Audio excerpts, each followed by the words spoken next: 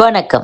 இன்றைய செய்திகள். அக்டோபர் 1ஆம் தேதி முதல் ரயில் டிக்கெட் முன்பதிவு தொடங்கிய முதல் 15 நிமிடங்களில் ஐஆர்சிடிசி கணக்குடன் ஆதாரை இணைத்த பயனர்கள் மட்டுமே ஐஆர்சிடிசி வலைதளம் அல்லது அதன் செயலியில் பொது டிக்கெட்டுகளை முன்பதிவு செய்ய முடியும் என்று ரயில்வே அமைச்சகம் தெரிவித்துள்ளது. அனைத்து ரயில்களிலும் இந்த நடைமுறை அமல்படுத்தப்பட உள்ளது. டிக்கெட் முன்பதிவின் பயன்கள் பயணிகளுக்கு கிடைக்கும் வகையிலும் சிலர் அதை தவறாக பயன்படுத்துவதை தடுக்கும் நோக்கிலும் இந்த முடிவு எடுக்கப்பட்டுள்ளதாக கூறப்படுகிறது. திமுக அரசு அளித்த வாக்குறுதிகளில் சில நிறைவேறாததற்கு மத்திய அரசுதான் காரணம் என்று மதிமுக பொதுச் செயலாளர் வைகோ தெரிவித்துள்ளார். தமிழகத்தில் சமையல் கேஸுக்கு மத்திய அரசு 5% தான் வரி விதிக்கிறது. ஆனால் மாநில அரசு 55% வரி விதிக்கிறது என்று சமூக வலைதளங்களில் தகவல்கள் பகிரப்பட்டு வருகிறது. இது முற்றிலும் தவறான தகவல் என்று தமிழக அரசு சார்பில் விளக்கம் தெரிவிக்கப்பட்டுள்ளது. இது தொடர்பாக தமிழக அரசின் தகவல் சரிபார்ப்பகம் வெளியிட்ட பதிவில், சமையல் கேஸ் ஜிஎஸ்டி வரியின் கீழ் வருகிறது. மத்திய மாநில அரசு சார்பில் தலா 2.5% வரி மட்டுமே சமையல் கேஸுக்கு விதிக்கப்படுகிறது. எனவே வதந்திகளை பரப்ப வேண்டாம் என்று கேட்டுக் கொள்ளப்பட்டுள்ளது.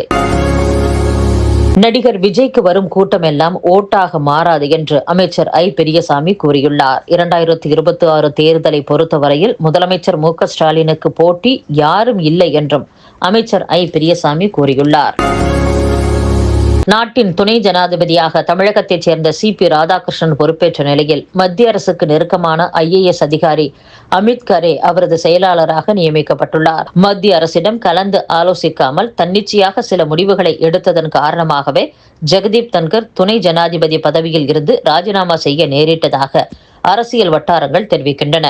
எனவே துணை ஜனாதிபதியாக பொறுப்பேற்ற சி.பி. ராதாகிருஷ்ணனுடன் அப்படி ஒரு கருத்து மோதல் ஏற்படக்கூடாது என்பதில் மத்திய அரசு கவனமாக இருக்கிறது. இதற்காக தங்களுக்கு நெருக்கமான ஐஏஎஸ் அதிகாரியான அமித் கரேவை துணை ஜனாதிபதிக்கான செயலராக மத்திய உள்துறை அமைச்சர் அமித்ஷா நியமித்துள்ளதாக கூறப்படுகிறது.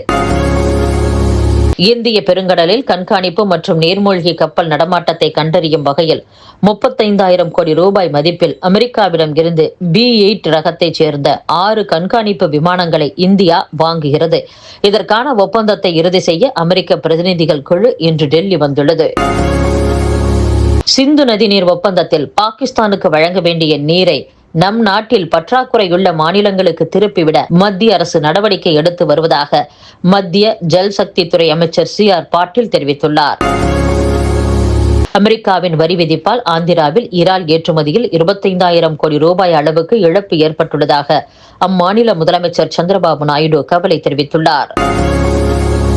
பீகார் சென்றுள்ள பிரதமர் மோடி பீகாரில் 40,000 கோடி ரூபாய் மதிப்புள்ள முடிவுற்ற மற்றும் புதிய வளர்ச்சி திட்ட பணிகளை தொடங்கி வைத்துள்ளார். பூர்ணியா மாவட்டத்தில் புதிதாக கட்டப்பட்ட விமான நிலைய முனையத்தையும் பிரதமர் மோடி திறந்து வைத்துள்ளார். மேலும் பூர்ணியா கொல்கத்தா விமான சேவையையும் பிரதமர் மோடி கொடியசைத்து தொடங்கி வைத்தார்.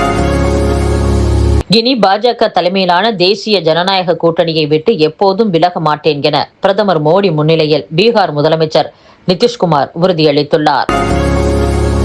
மேற்கு வங்க மாநிலத்தின் கொல்கத்தாவில் முப்படை தளபதிகள் மாநாட்டை பிரதமர் நரேந்திர மோடி தொடங்கி வைத்துள்ளார். கொல்கத்தாவில் ராணுவம், விமானப்படை, கடற்படையின் மூத்த தளபதிகள் பங்கேற்கும் 16வது முப்படை தளபதிகளின் மாநாடு செப்டம்பர் 15ஆம் தேதி முதல் செப்டம்பர் 17ஆம் தேதி வரை 3 நாட்கள் நடைபெறுகிறது.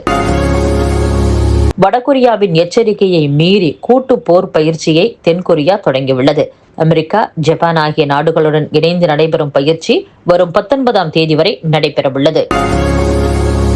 பிரிட்டன் பார்லிமெண்டை கலைக்க வேண்டும் என சர்ச்சைக்குரிய வகையில் பேசிய பிரபல தொழிலதிபர் எலான் மஸ்கிற்கு அந்நாட்டின் அரசியல் கட்சி தலைவர்கள் கண்டனம் தெரிவித்துள்ளனர். இத்துடன் செய்திகள் நிறைவடைகின்றன. மீண்டும் நாளை சந்திப்போம். வணக்கம்.